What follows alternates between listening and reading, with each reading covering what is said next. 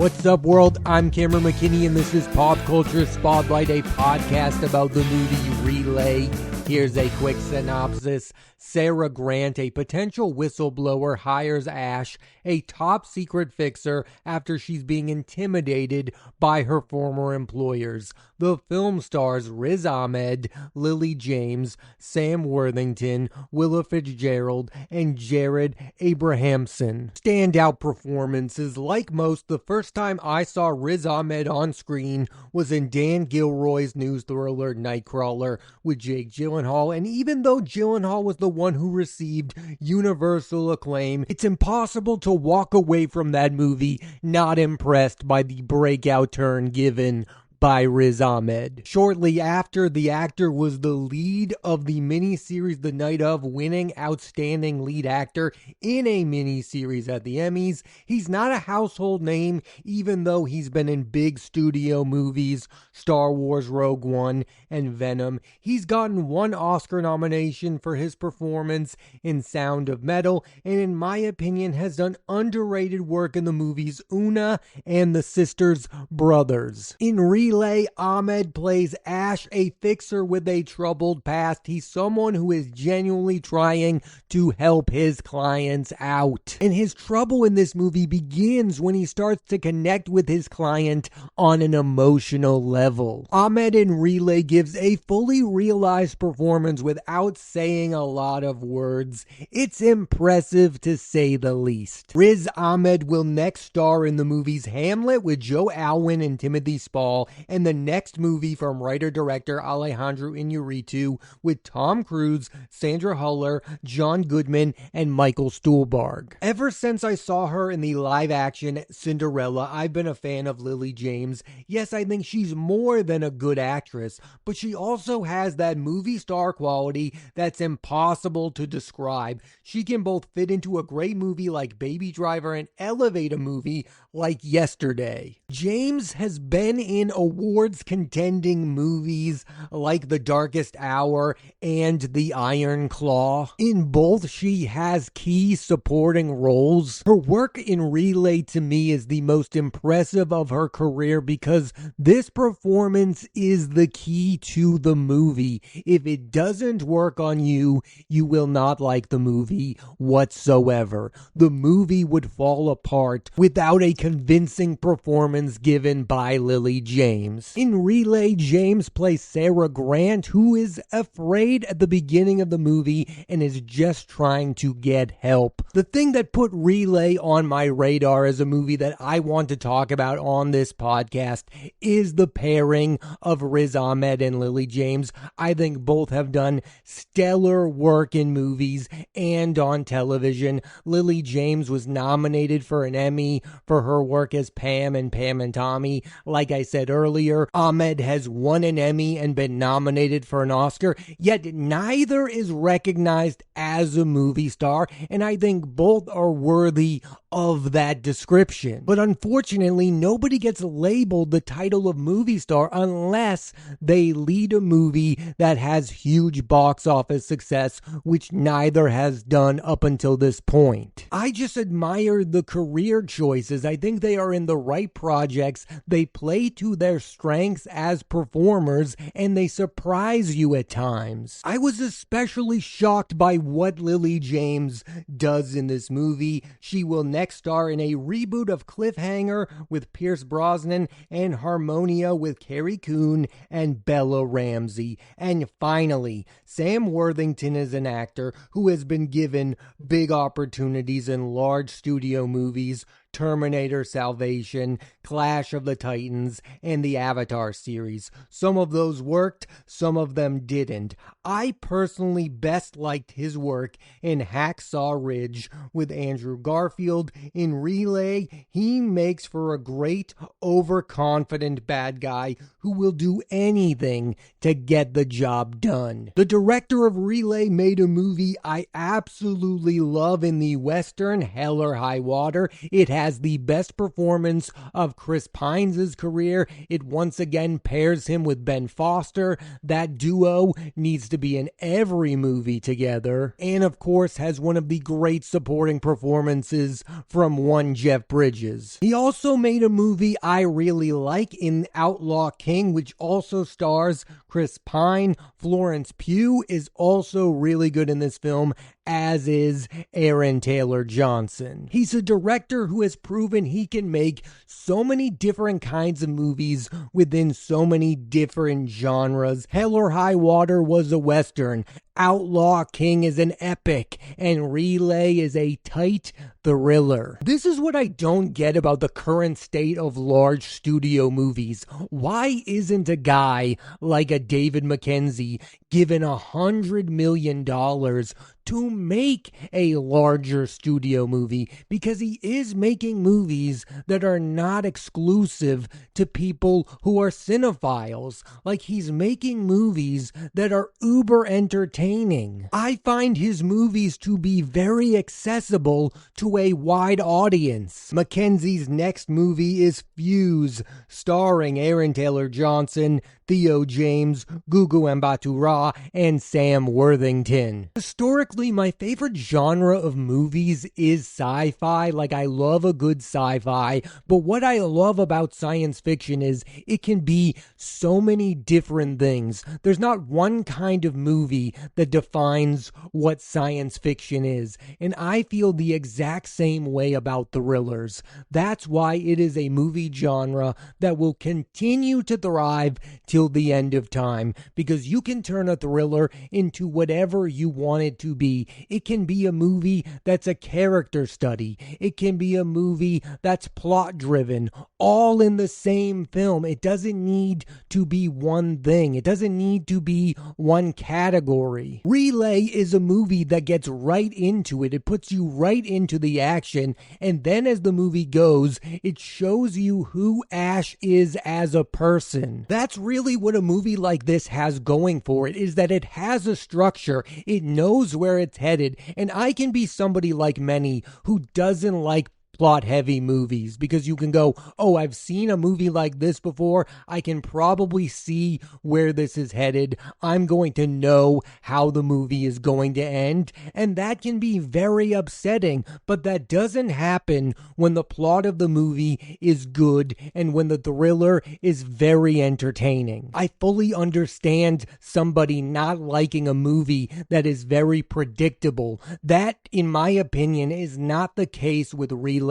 I did not see where the movie was headed at any point during it. There is a huge reveal near the ending of the movie that I did not see coming. Maybe people smarter than I will, and they'll be tuned out by the movie. I was not. I enjoyed every minute of the movie Relay. There is also something that you get in a movie like Relay that you don't get from big budget studio movies anymore, and that's watching a movie where the stakes feel high. I mean, how many people watch Marvel movies and go, why should I care about these characters? I know that they're superheroes. I know they could potentially come back to death even if they die in the movie I'm watching currently. That's not the experience you get watching a thriller like Relay, a movie about normal human beings being put into an extreme situation. I mean, I can also simplify it and just say I like a movie that looks like this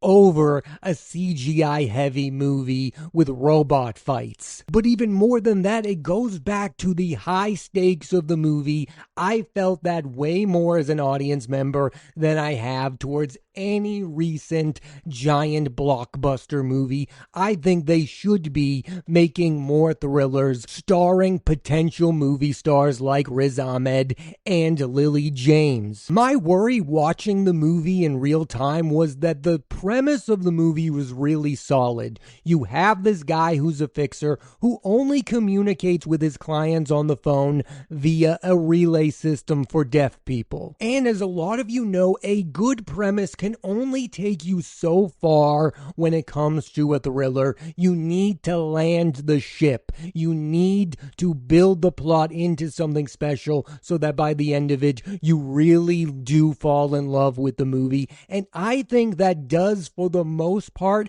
end up happening with the film Relay. Do I think this is a great movie? No, I think this is a very good, more than solid thriller that gets the job done. And really is, in my opinion, a perfect showcase for Lily James, Riz Ahmed, and Sam Worthington. Relay is a movie about a fixer, and I think the most famous example of a movie about one is Michael Clayton starring George Clooney. Relay, though, feels like a completely different kind of movie. I think both of those films are character studies. What's different about Relay is the character of Ash, played by Ahmed, already believes he's doing a good thing by doing his job. He is a completely different kind of fixer. He does not work for organizations. He works for one sole human being. Both movies would make for a great double feature box office.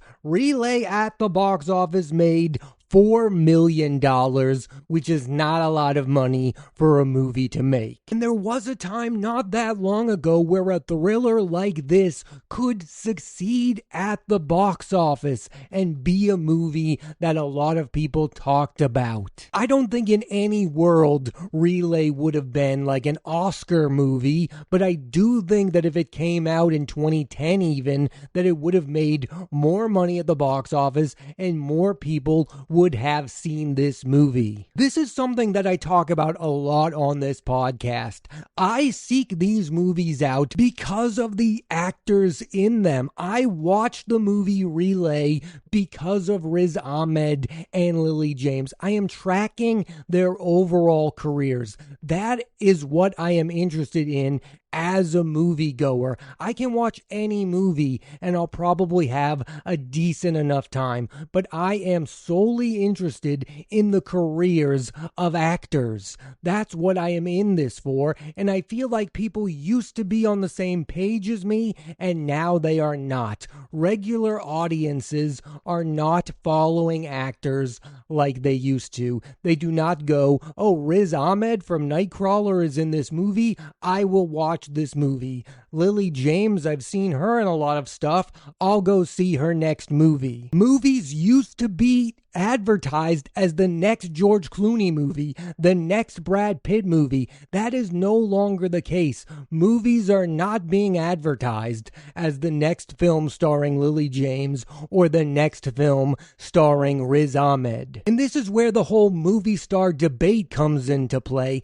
I don't believe that Lily James and Riz Ahmed are not movie stars because they lack that certain movie star quality. I believe they are not movie stars because movie studios are no longer interested in turning actors like them into movie stars. What I'm saying is if you place Lily James in the 90s, she turns into a bigger movie star than she is right now. Because back then she would have been better rewarded for the choices she's made as an actor.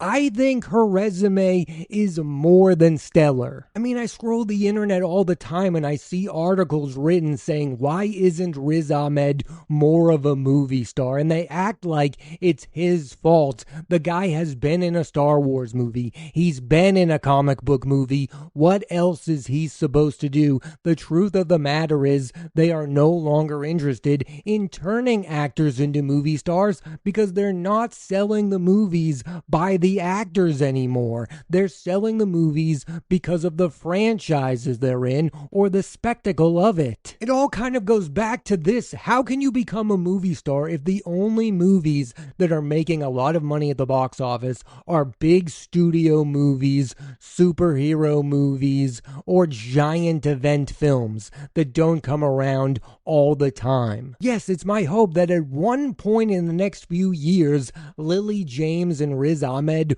will be recognized as major movie stars. Do I think that's going to happen? No. But I do believe both are going to get recognized as really good actors. Lily James in the next few years is probably going to get an Oscar nomination for a film she's in. And the same again goes for Riz Ahmed. He's too good of an actor. The work is going to speak for itself in both cases. Getting back to how this movie was released, I don't understand why in 2025 a movie like this gets released into movie theaters knowing almost surely that it's not going to do very well and not make a lot of money. Like, I think this is what the definition of what a streaming movie should be, because streaming services should be filled with movies as good as Relay, and I mean that as a compliment, because we all go through the Netflixes, the Hulus, the HBO Maxes,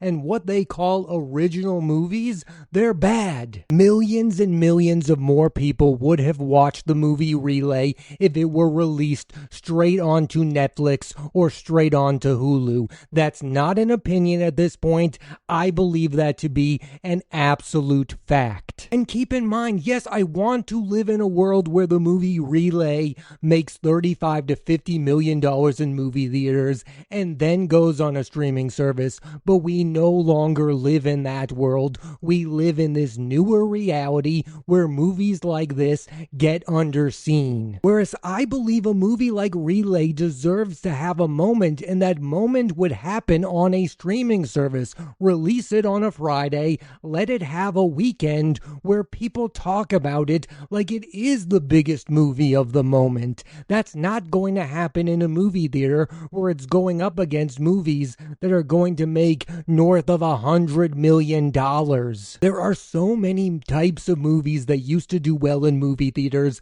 that are no longer doing well. The Smashing Machine is a movie that's having a troubled box office run. That is a movie that in the mid-2000s would have done well. Now it isn't, and it stars Dwayne "The Rock" Johnson. If that movie's not doing well, how is a movie like Relay ever going to do well? Things need to change, and the streaming services can really help a movie like Relay. That's my point. And look, there's still a strong possibility that Relay does have a moment on a streaming service, and that's great. More people are going to watch this movie whenever it lands on whatever streaming service it's going to be on. I just think it would be far better for the movie to have that moment the minute it's released. Why does it have to wait months and months for people to see the movie Relay? Streaming services like Hulu and Netflix's number one job right now should be to save the mid-budget movie. Because what's worse, for a movie like Relay to be released on a streaming service or for a movie like Relay to not exist at all?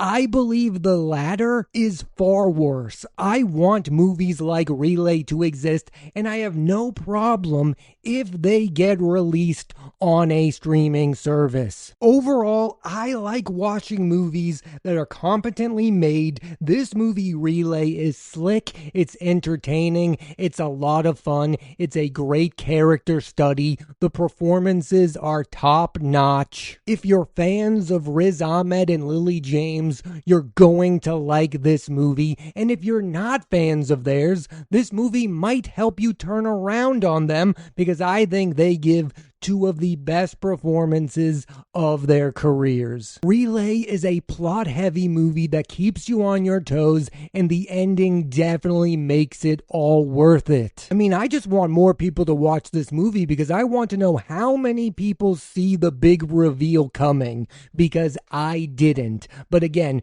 maybe there's people out there far smarter than me that see where the movie is headed. Even if you do, the movie is still a great ride. In the end, David Mackenzie is just one of those directors who does not waste your time. He knows the kinds of movies he's making, and he just makes them. There's no scenes in this movie that feel pointless. You don't get as many thrillers like this anymore, so if you are a fan of the genre, you should definitely watch the film Relay. Thanks for listening to this edition of Pop Culture Spotlight. I'm Cameron McKinney, and there'll be a new episode of the podcast every Thursday on Apple Podcasts and Spotify. I highly recommend you check out the film Relay. Next week on the podcast, I'm talking about the film A House of Dynamite from director Catherine Bigelow, starring Idris Elba, Rebecca Ferguson, Jared Harris, Tracy Letts, and Anthony Ramos. So tune into that and please rate, review, and subscribe.